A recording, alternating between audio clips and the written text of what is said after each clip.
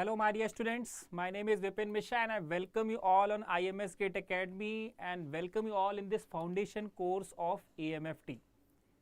So when it comes to EMFT, generally students have a view about EMFT that it is a difficult subject, isn't it? It is a difficult subject if you are not having your foundation clear, if you are not having your fundamental clear about this subject, then it is really a difficult subject for you. But if you have that foundation correct, if you have that fundamental clarity about this will become a favorite subject of yours. For example, if you suppose you don't have a knowledge of the vector algebra and vector calculus, if you don't understand very well what are the coordinate systems that we have, then in this subject really you are going to struggle. But if you have a good knowledge of or basic fundamental knowledge of vector algebra, you understand the surface, volume and line integral very well, you understand the Cartesian, spherical and cylindrical coordinate system very well, then this subject will become very easy for you. And what I have seen, generally students without having a proper understanding of all these things, they generally went into the chapters and there they used to struggle. So first of all, you have to be very clear with the foundation of this subject, the fundamental of this subject, and then you are going to enjoy this subject, and this is actually the purpose of this series.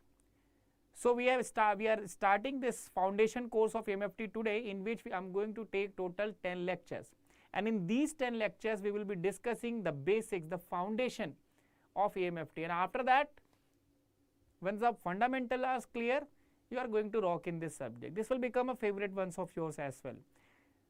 Right now, normally most of the students used to ignore this subject, used to leave this subject. Okay, so after attending this foundation course, this will not be the case with you.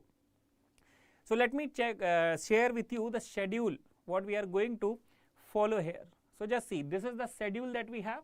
So total 10 lectures will be there.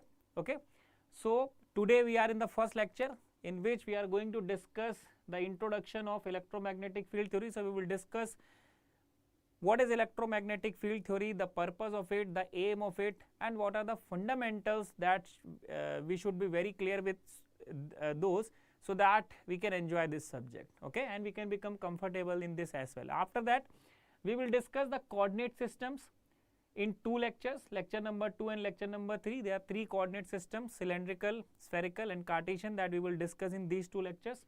After that, we will try to understand and try to be very clear with line, surface and volume integrals that are very what we can say integral part.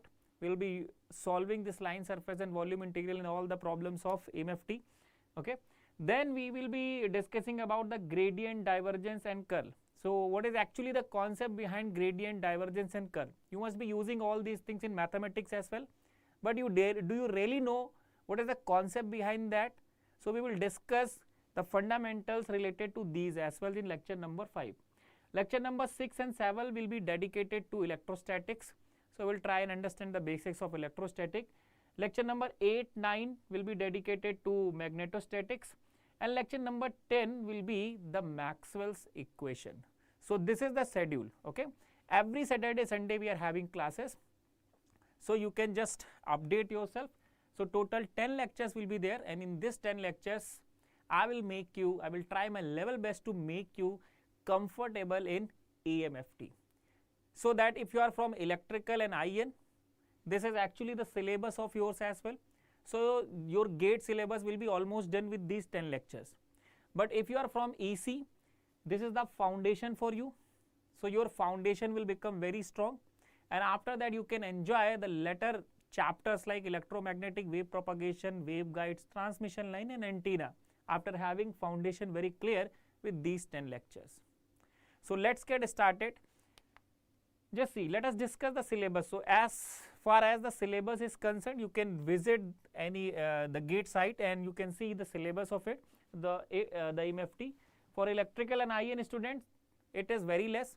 You only have to study the electrostatic, magnetostatic and the foundations, foundation for vector algebra and vector calculus only, and you have to understand the coordinate system as well. But when it comes to EC student, apart from that, they have to go through the wave propagation, transmission line, waveguide and antenna phenomena as well. So just see, we can just categorize this syllabus into following chapters. So you can say some basic concepts are there. Then we have electrostatic, electromagnetics, and Maxwell's equations or time varying fields. So these are the topics which every student has to go through. Okay, so these are the topics which every student has to cover.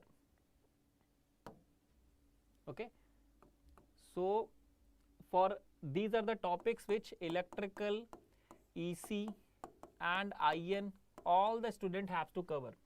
But just see the latter part of it. Okay, so these are specifically restricted to the EC students. Okay, so chapters like electromagnetic wave, transmission line, waveguide and antenna, that is specifically for EC student. So electrical and IN student, if EMFT is not among your favorite subject, you don't have to worry, you don't have to cover that much large content in it.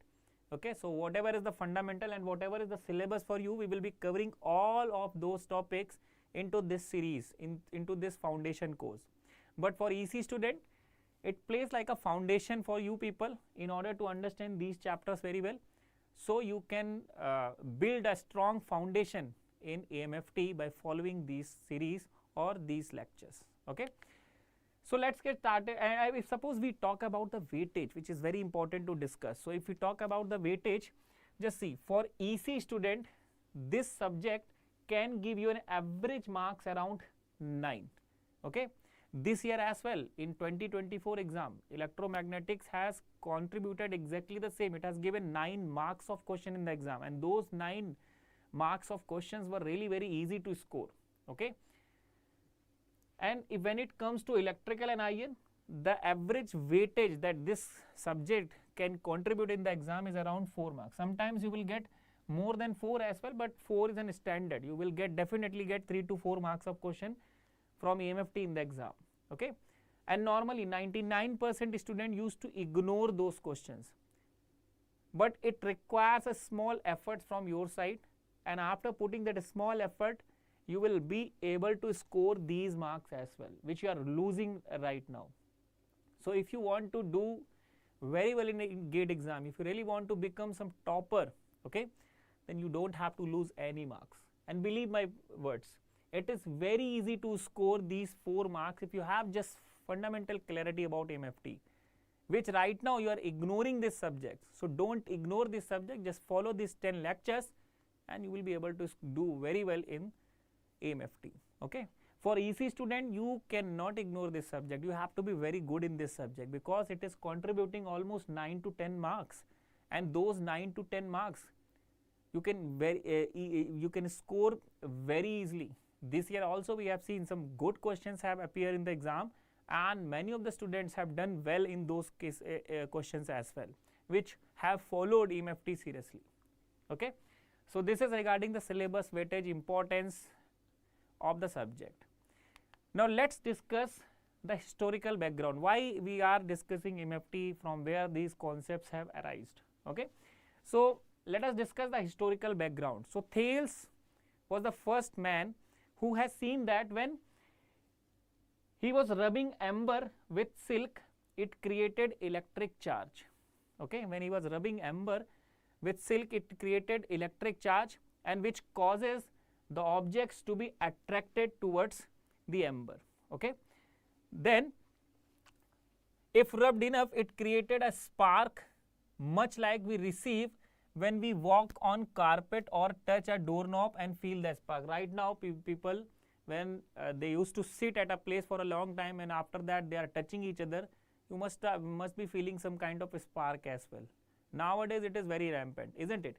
So this phenomena first of all has been seen by Thales. Okay, from there that amber word has become electron, then electron has become electrons, electricity, electronics. Thales has also seen that there is a kind of what we can say natural magnetic rock. He has seen that natural magnetic rock, and what he has found that there is kind of magnet or magnetism in between them. So Thales was the first man who has just spoken these two words of electricity, magnetism. Okay.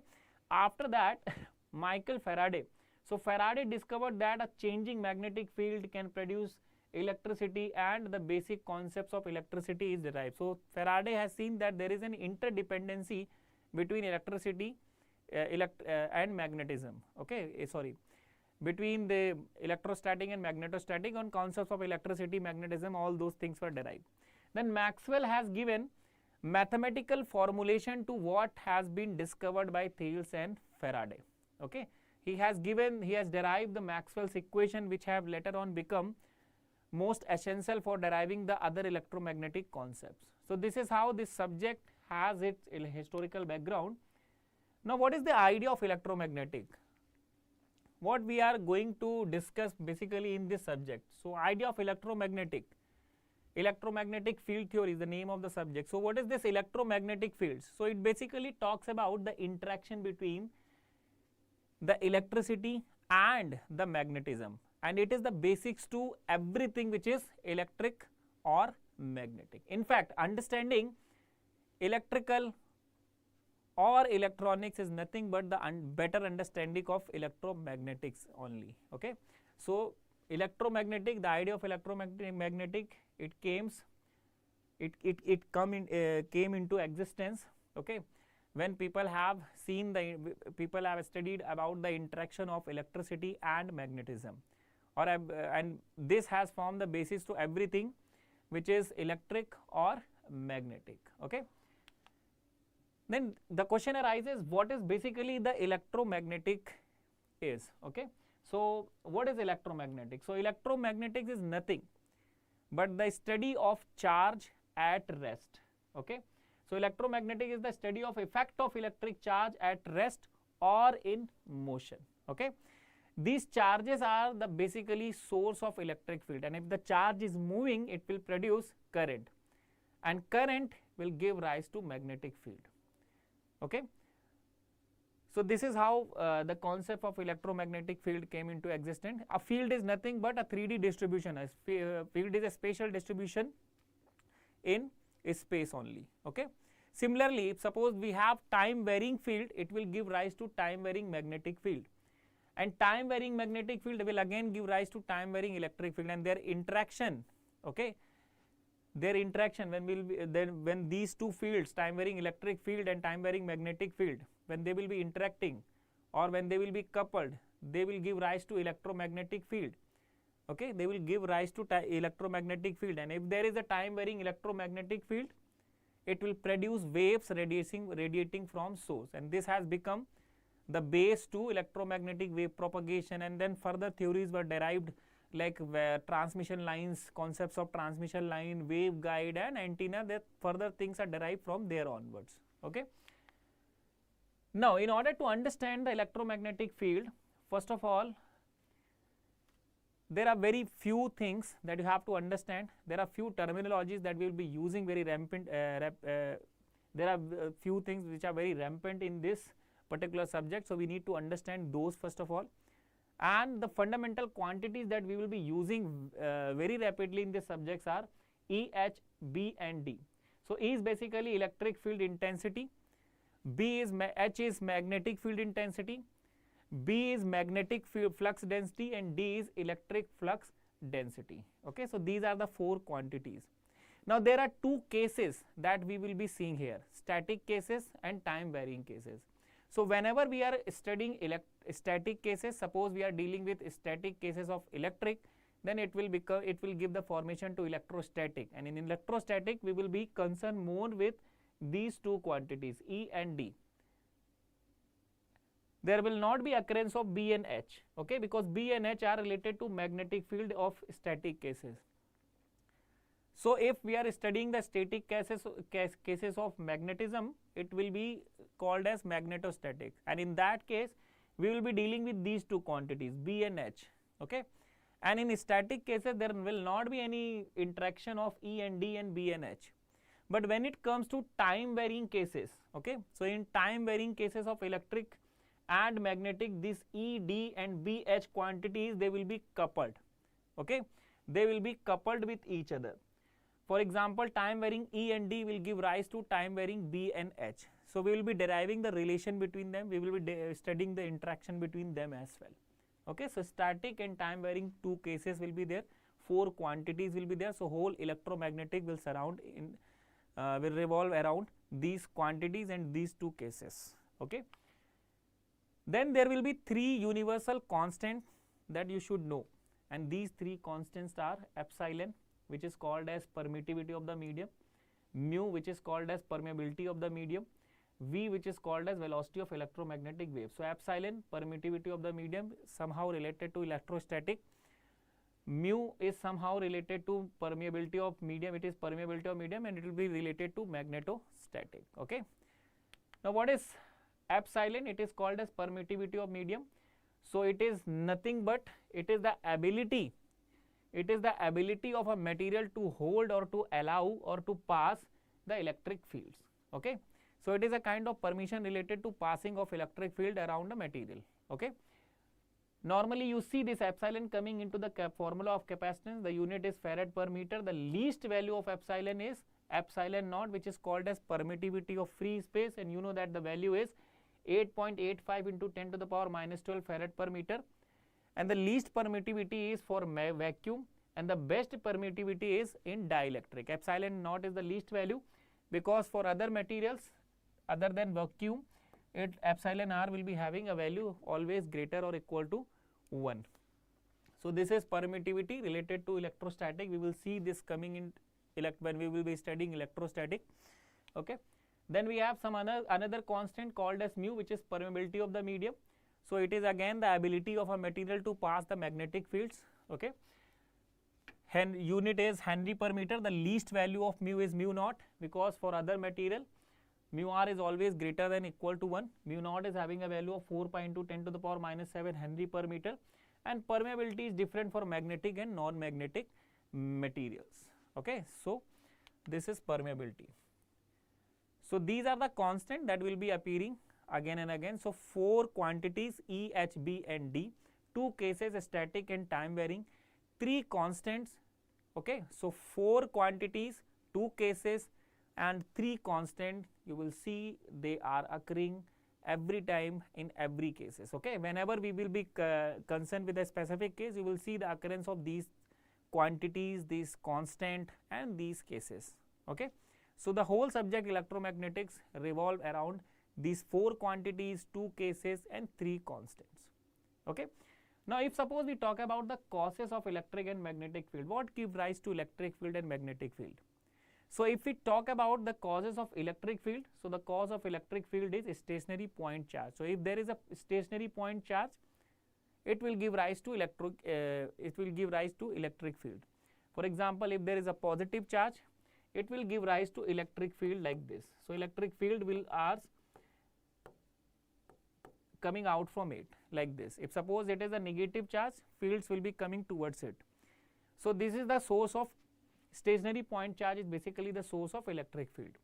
Now if suppose the charge is moving, it will give rise to current, and if suppose there is current, then if there is a current flowing in a conductor, it will give rise to the magnetic field around the conductor like this. So what is the cause of magnetic field? The cause of magnetic field is basically the current flowing in a conductor or in a line. Okay. So these are the causes. What is the aim of electromagnetic field? Why actually we are studying this subject? So we talk about electric field, we talk about magnetic field, 3 constant, 4 quantities, 2 cases.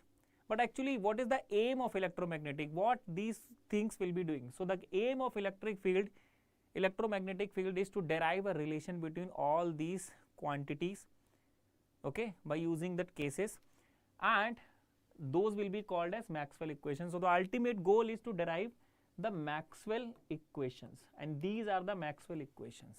Okay. So electrostatic will talk about electric field, magnetostatic will talk about magnetic field. But when it comes to Maxwell equation, it will derive a relation between when time varying electric field and time varying magnetic fields are interacting with each other. Okay, so it will derive a relation in between them. Just see here. What is E? E is electric field intensity, and what is B? Magnetic flux density. So you can see this relation is deriving a relation between electric and magnetic quantities. Okay, and we are saying that time varying field will give rise to time varying magnetic field, time varying magnetic field will give rise to time varying electric field. So Maxwell's equation, the aim of electromagnetic field is to derive a relation between time varying electric field and magnetic field, and that is known as the Maxwell equation. So through the Maxwell equation, if you have a better understanding of Maxwell equation, if you have derived the Maxwell equation, if you understand those equations very well, you will be able to understand, you will be able to derive the further important concept, and these becomes basis to everything related to electromagnetic field. Okay, so what is the aim?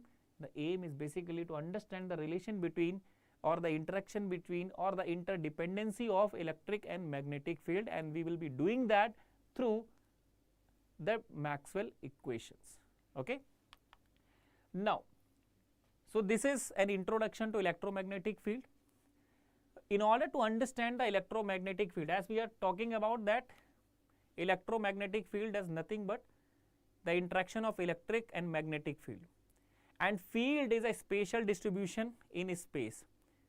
Now you will be getting so many things to visualize in the space, and to have a better visualization you should have some kind of parameters, some kind of coordinate system, so that they will give you a better visualization of any point in the spatial any point in space, isn't it? For that we use three coordinate system: Cartesian coordinate system, cylindrical coordinate system, and spherical coordinate system. We will discuss each of them and we will understand their terminologies in detail in upcoming lectures. So these coordinate system, why we are studying them? Because in electromagnetic field, as it is a spatial distribution in space, okay, field is nothing but a spatial distribution in space. So if we are talking about space, we need to have a visualization of everything in space. So for that we will be using some 3D terminologies, and coordinate system will help us in visualizing any point in that 3D space. Okay, so Cartesian coordinate, cylindrical coordinate, and spherical coordinate system we will be using. Okay. Any point in 3D space may be represented with the help of Cartesian coordinate system, in which we will be having x, y, z variables. Cylindrical coordinate system, in which we will be having r, phi, and z variable, and similarly spherical coordinate system, in which we will be having r, theta, and phi. So any point can be represented by using all these three ways.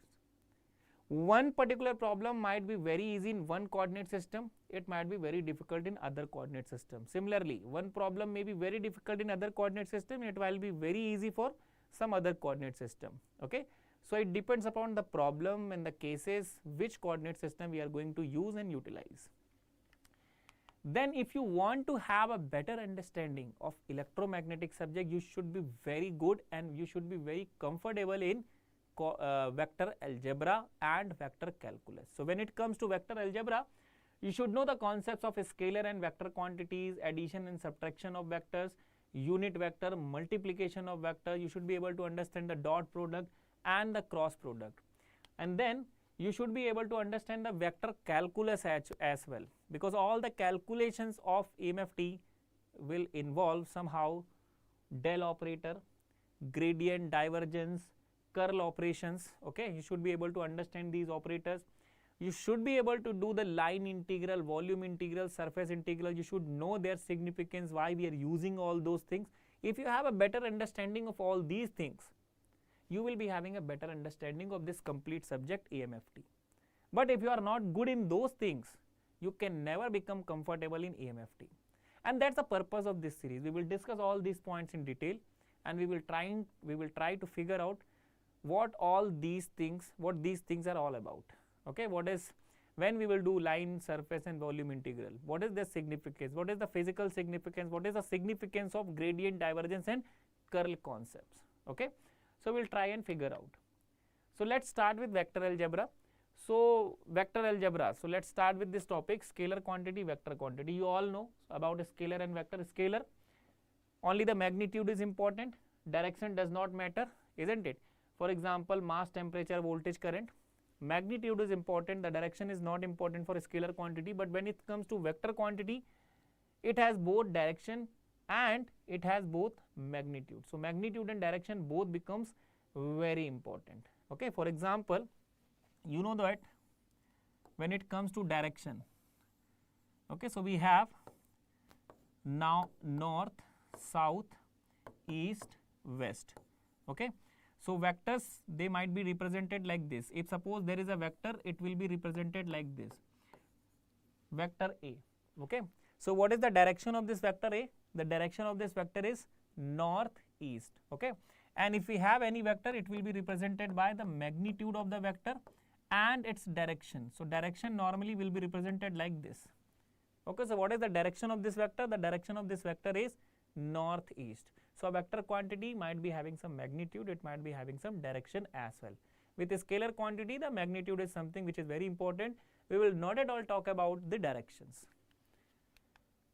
Then how to add two vectors? So how the vectors might be added? Just see, if suppose we have two vectors, this is vector A, okay, and let's suppose this is vector B. So I have two vectors, vector A, and I have this vector as vector B. Not like this.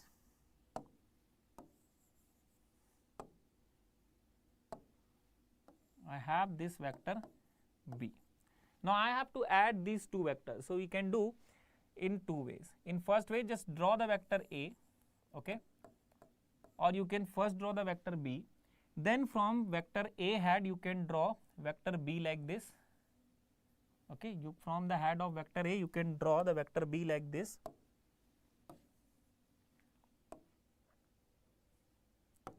And draw these vectors in their respective direction. So this is vector B. Okay, so from the head of vector A you have drawn vector B. Now just make just join this vector A with vector B. Okay, the tail of vector A and the head of vector B will be joined, and this will represent the addition A plus B. You could have done with A, drawing B first and then drawing A from the head of B. Okay, another way of adding the vectors will be just draw the vector A. So this is vector A, and draw the vector B. So this is vector B. Okay, this is vector B with the direction. Okay, then draw a parallelogram. So when you will draw the parallelogram, the longest diagonal will represent the addition. Just see, the longest diagonal will represent the addition of two vectors. So this is how the vectors are added.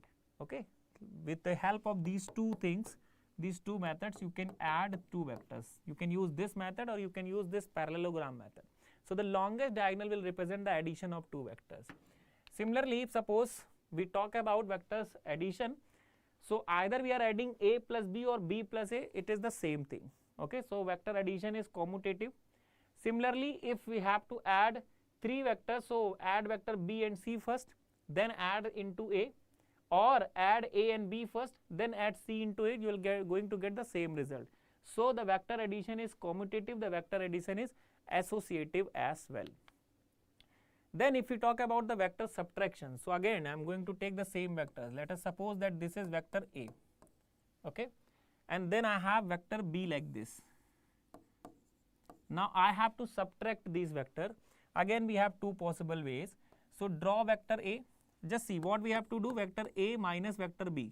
So vector A minus B is actually nothing but A plus minus B, isn't it? On doing this you will get the same result, A minus B. So what we will do, we will draw vector B first like this, as we have done in last case. This is vector A, this is vector B. Okay, now draw the vector B in the opposite direction, which will represent minus of vector B. Then join these two vectors like this, the tail of A with the head of minus B, and it will represent vector A minus B.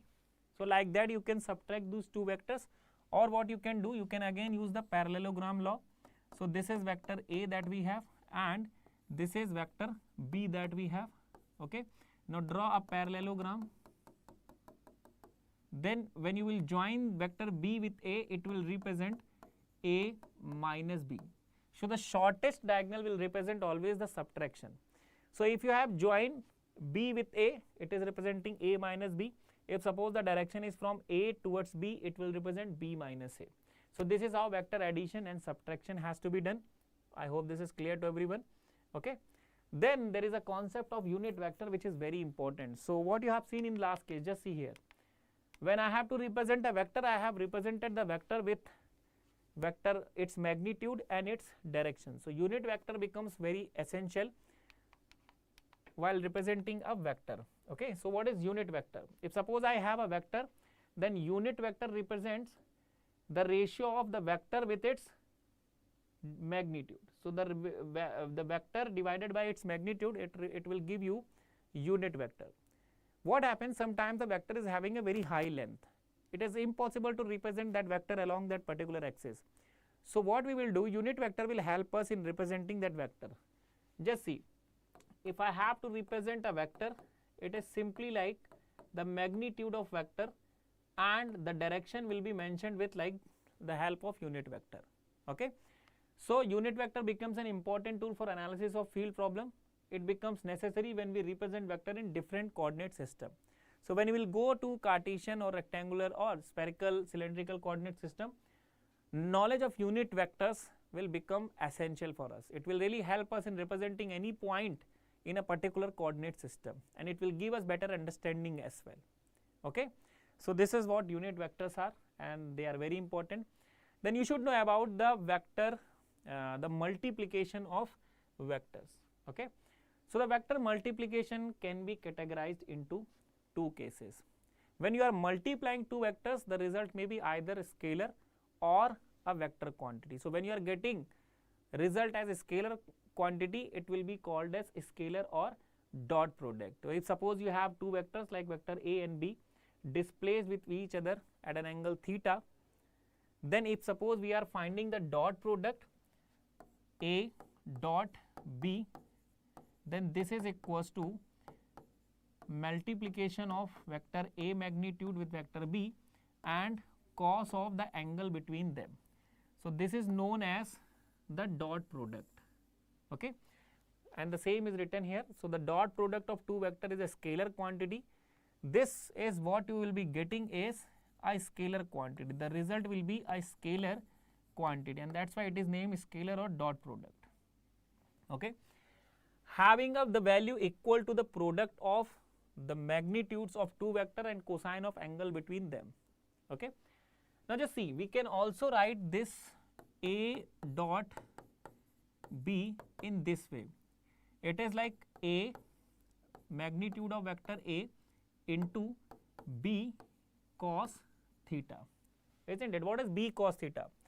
Just see, if we take the projection of B on A, it will represent B cos theta.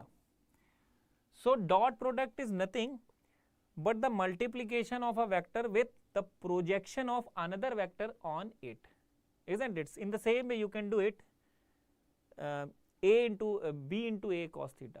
So dot product is nothing but the multiplication of a vector with the projection of another vector into the same vector. Okay, this is how you can define the dot product. So if we talk about dot product operation consists of multiplying a vector with the projection of other vector onto it. Okay, dot product is commutative. If you are multiplying A dot B or B dot A, it is the same thing, that you are going to get the same result. It is distributive as well. So A dot B plus C is nothing but A dot B plus A dot C. Then the dot product is always less than or equal to the magnitude of the multiplication of the magnitude of the two vectors. So just see, we have vector A dot vector B, which is equals to the magnitude of vector A, the magnitude of vector B multiplied with cos theta. Now this cos theta, okay, the cos theta term is there. So cos theta, if theta will be varying, isn't it? If suppose the two vectors are having 0 angle, then cos theta will be 1. Then this dot product will be equals to the multiplication of the magnitudes of the two vector. If theta is 90, then what will happen? If theta is 90, then cos 90 will be 0.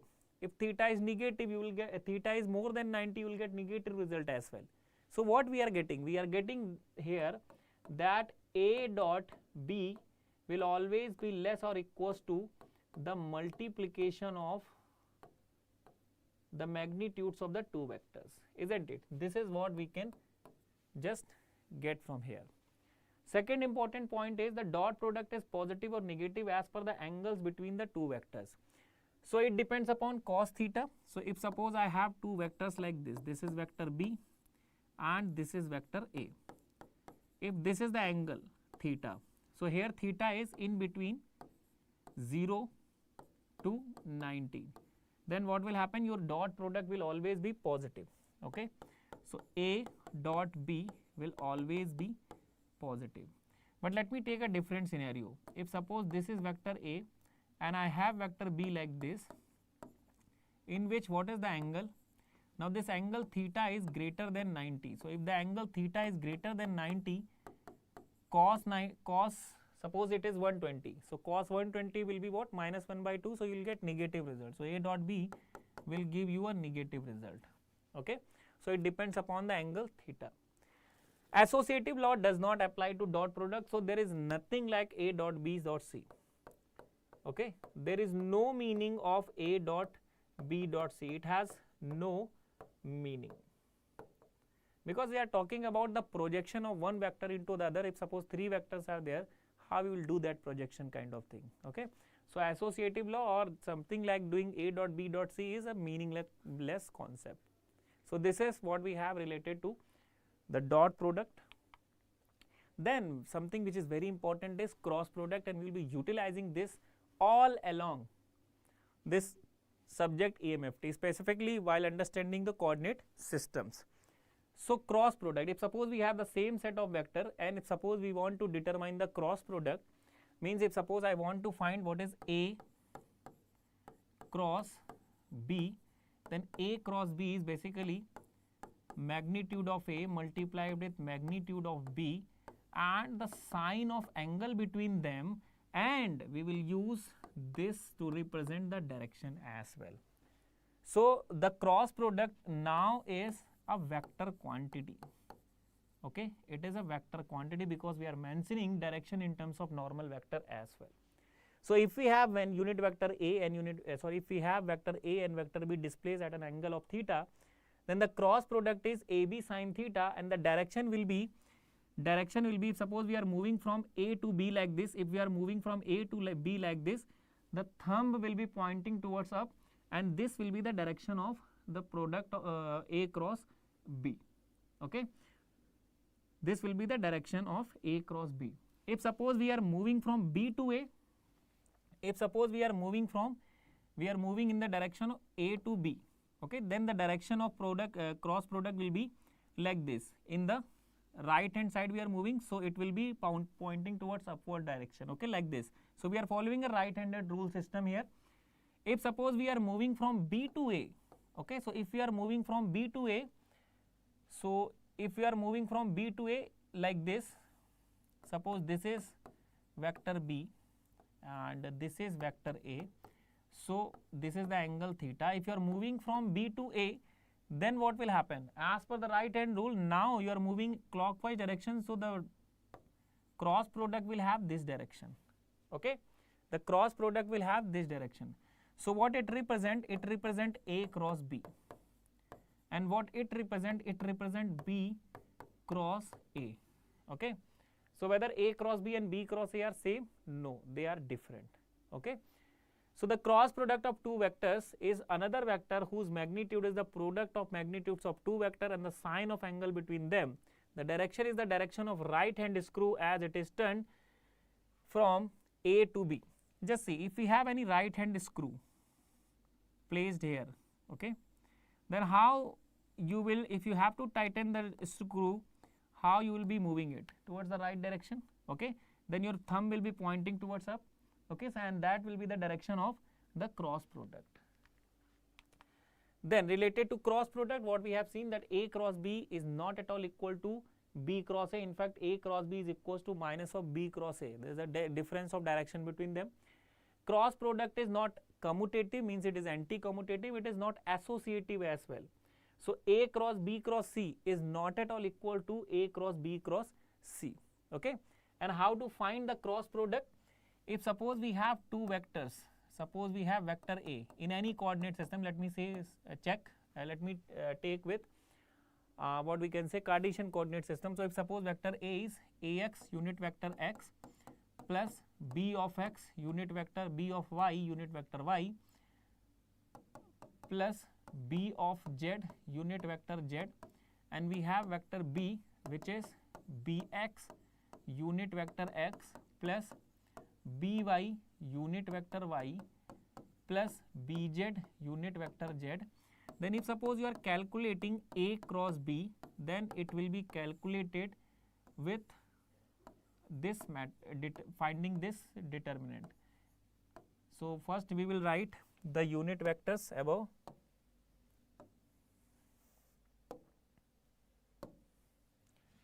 Unit vector x, unit vector y and z, and then write the coefficient of x, y, z for A and for B as well.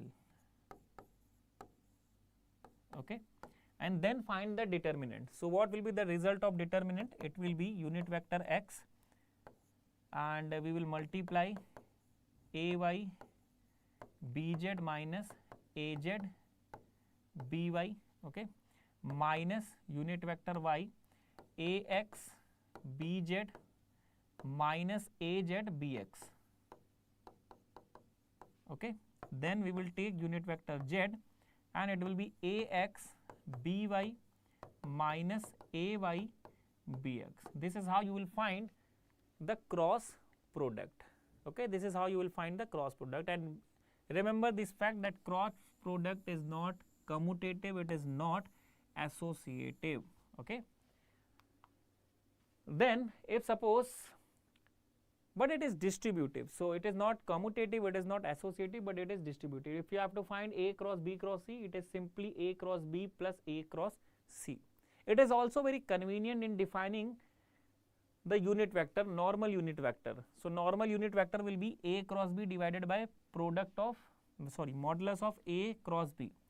So A cross B, what was it? A cross B is basically magnitude of A into magnitude of B sine theta into unit vector n. Okay, now what is this? This represents the magnitude of this result A cross B, isn't it? This represents nothing but the magnitude of A cross B, and that's how we have written here. So you can define the unit vector, normal vector as well. It is the result of vector A cross B divided by the magnitude of it. Okay, so very conveniently we can define this as well. Another important thing related to the cross product is that cross product actually represents the area of a parallelogram. Okay, just see, I have taken the same set of vectors, vector A and vector B. This is the angle theta and this is unit vector. So what we are representing here? We are representing here the cross product A cross B. And you know what is this cross product? This cross product is vector A, vector B. We will take their magnitude and multiply them, sine theta unit normal vector in, like this. Okay, so what I have done, I have just made a parallelogram here. Let me name this. So I am calling this O, M, N and P. Now if you are moving in this direction like this, okay, if you are moving in a right-handed system or if you are moving into clockwise direction, what is the area of parallelogram? So if I have to find the area of parallelogram,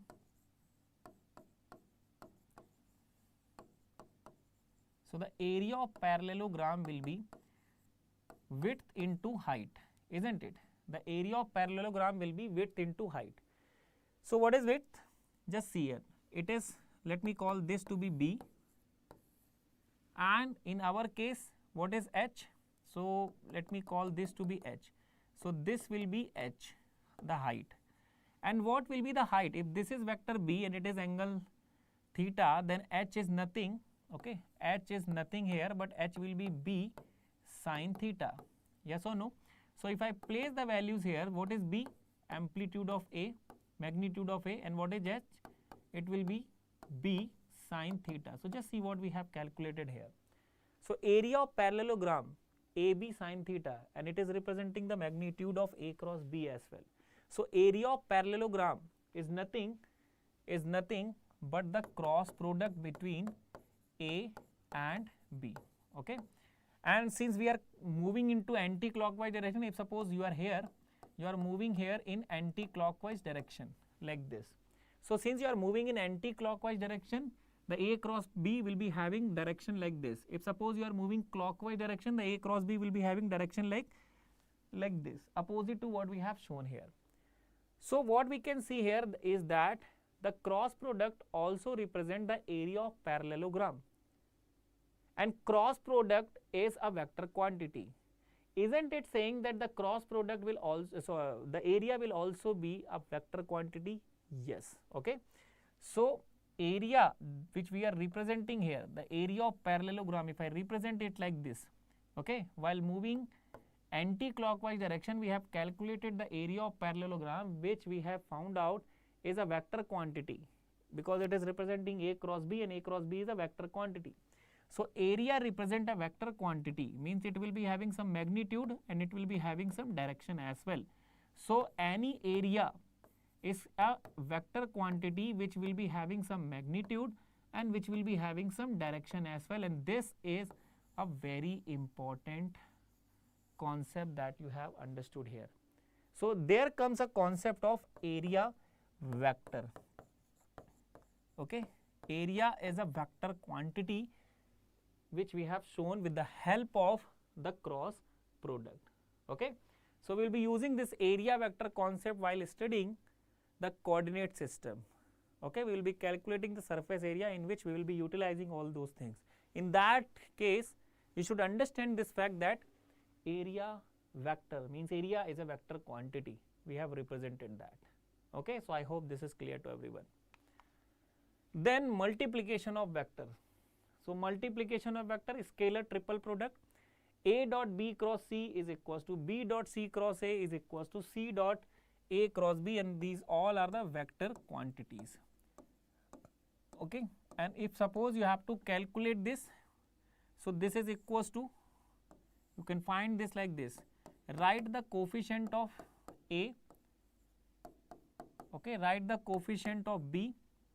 It depends upon which coordinate you are following. Let us suppose we are following the x, y, z, means Cartesian coordinates. Okay, so write the coefficient of A, B, C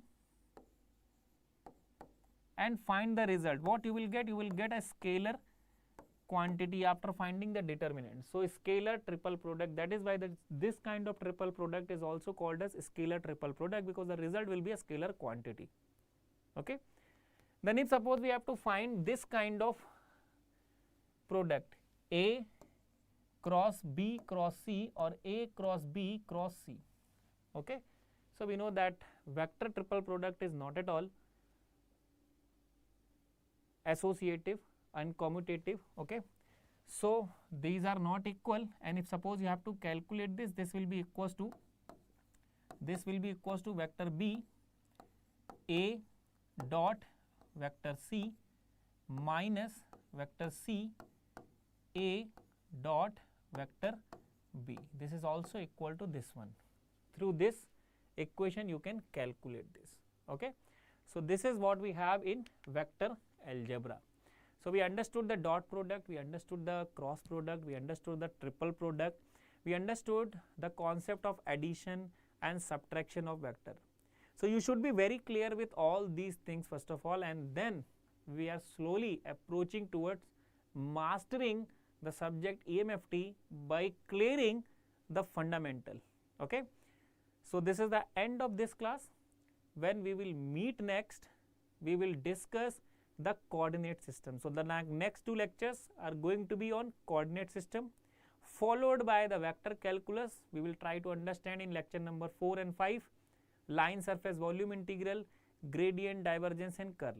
So after lecture number 5, you will become very clear about the fundamental concepts required to understand the EMFT subject, and then we will move into the electrostatic, magnetostatic, and we will study the time varying cases as well, and we will try to derive the Maxwell's equation. And this is how in these 10 lectures we will try to clear up our fundamental knowledge related to EMFT. And believe me guys, if you have your fundamentals clear, this will become a very easy subject for you. This is not at all a difficult one. 90% students used to just ignore this subject for gate preparation, which you should not do. If you want to become a topper, if you want to really do well in the gate exam, you should not even leave a single subject. Okay. So after attending these 10 lectures, I am sure you will not be able to do that, and you will be able to score more numbers. You will be able to get that comfort into MFT as well, and that's the purpose of this series. So we will meet in the next lecture, in which we will discuss about the coordinate system. Okay, so coordinate system part 1 will be the next lecture, and it will happen on tomorrow. Okay, and we will try to understand the Cartesian and cylindrical coordinate system in this lecture. So thank you so much for attending this class. Thank you so much.